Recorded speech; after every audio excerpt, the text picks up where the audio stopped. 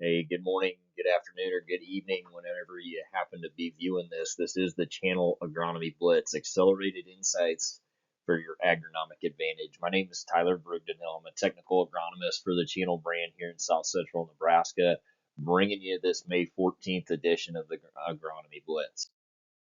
For those of you who joined us before, again, we kind of run through the same slides here, just giving an update. This is looking for the Midwest, looking at growing degree days as a percent of average. So what this is essentially looking at is saying, hey, in the Midwest as a whole, if we think about an average growing year in terms of growing degree days and accumulation, 100 is what we'd be shooting for. That's your 30-year average. So, of course, anything above that is going to be an increase. Anything below that, as you can see indicated by blue, is going to be a decrease or below what we would expect for that 30-year average. So, as you can see for the South Central Nebraska region, anywhere from about 22 to upwards of 30% above average for GDD accumulation. I think we've seen that really kick on here since late April with the consistent higher temperatures. So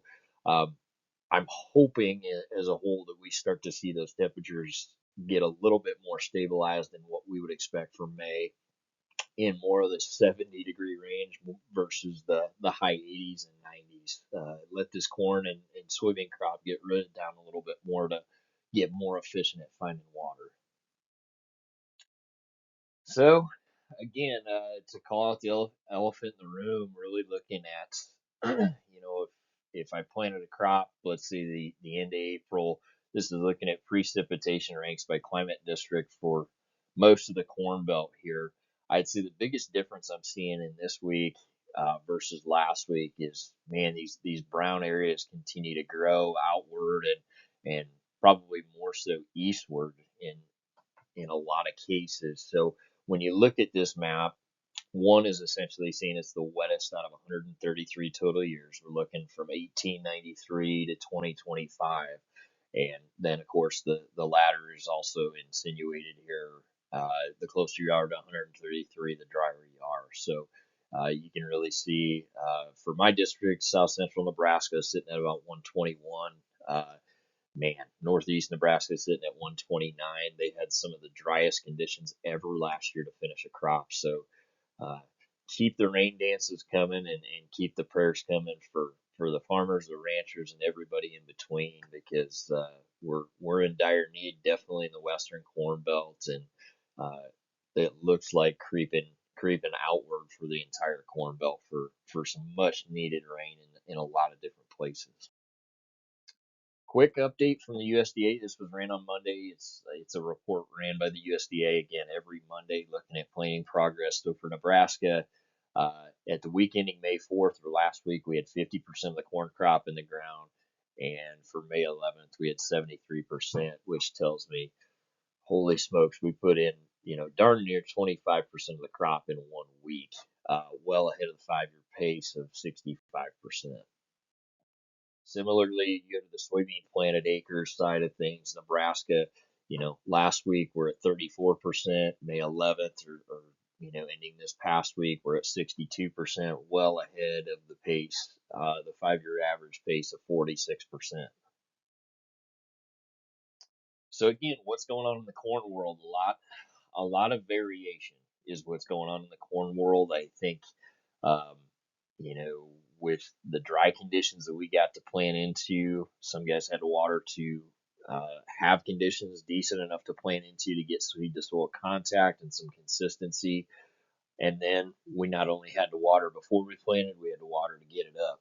So uh, these are battles that are contiguously going on, but anywhere from just planted to all the way, I think the biggest stuff in my plots are likely pushing the V3 standpoint. So again, with a little bit of help from Mother Nature here, fingers crossed, knock on wood, whatever else we need to do at this point to make sure we send positive vibes to the clouds.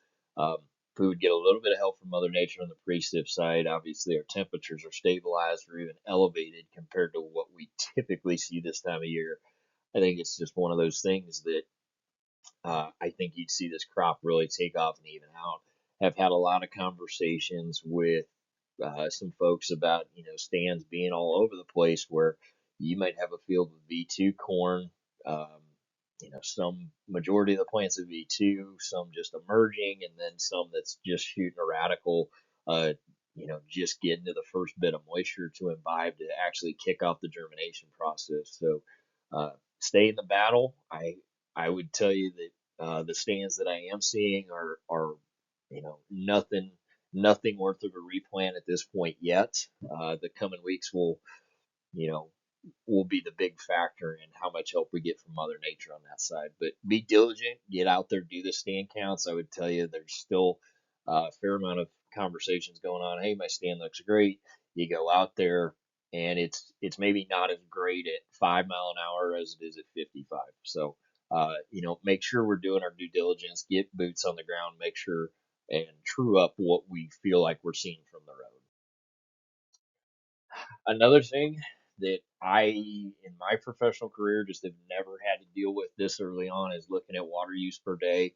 Um, Man, I've talked to guys that have ran pivots 4 to 5 times around already, if not more in some cases, to get this crop stabilized and up and going. So, what is a crop using a day? Well, I mean, obviously, as we would expect, small plants, smaller water use, but that continues to get more and more. So obviously, with crop prices being what they are, we need to be really diligent about, hey, how many circles are we putting on, and what is that pumping cost? What is that going to cost me? And do I need to be thinking about if I'm on a limited well, if I'm going to fertigate later on, and where are those crucial passes that are still coming up? I think about the tassel silking and the blister stage, when our water use is really peaked out for that plant. So um, all things to be thinking about. I'm probably giving you more things to think about than you want to, but some things just to consider uh, as we continue to pour it on this crop. Soybeans, same thing. I mean, a lot of VE to VC in my plots. So essentially emergence to cotyledon stage. Um, Starting to see obviously the unifoliates are out with this, and starting to see the first trifoliates start to emerge on some of those larger plants that were planted early. But again, it's all about proper emergence, making sure we had even stand. Weed control is going to come up to be a big deal, and that's going to easily take me to my next slide here, is thinking about, hey, um, whether I'm irrigated or dry land, what have I put on? Does that need to be incorporated? Does that need some help uh, from a water standpoint to activate correctly? We've got some promising things coming in the forecast in terms of rain chance, but again, that drought monitor continues to grow in size and severity as the weeks come on here. So think about what we've done, and think about, hey, what does that post plan look like? Would tell you, if I'm thinking about, a specifically a dryland situation and even irrigated, utilizing something like Dyflex, which would have some extended residual pieces to it, Balance Flex, Degree Extra, um, all really solid choices if I'm thinking about managing uh, weed control in a drought type situation. Lastly, I wanted to leave you with this. I'm going to try this year and post some sort of a Twitter poll every week, just to have another piece to talk about. And then there I go. I put my head in the way of the last result again this week. I can't really change that. I'll have to work on that. But 2015, actually, I made a typo. The average planting population for corn on an irrigated acre in Nebraska was right at 29,000 seeds per acre. I said, what's it going to be in 2025? 40% of people said 32,000, with an even split going to 30,000 and 34,000, around that, and then a smaller percentage saying 36. So I would tend to agree. I felt like there was a lot of producers this year that typically would have been at the 34 rate that bumped her down to 32. So with that, I want to try and keep this at 10 minutes. This is a lot to pack in. Hopefully you learned something and walked away with something. Continue to be safe. There's still a lot of activity going on. Keep the prayers coming for rain. And again, we appreciate your business. I thank you for everything you do. If you need anything, please reach out to me at my email, and we'll see you again next week.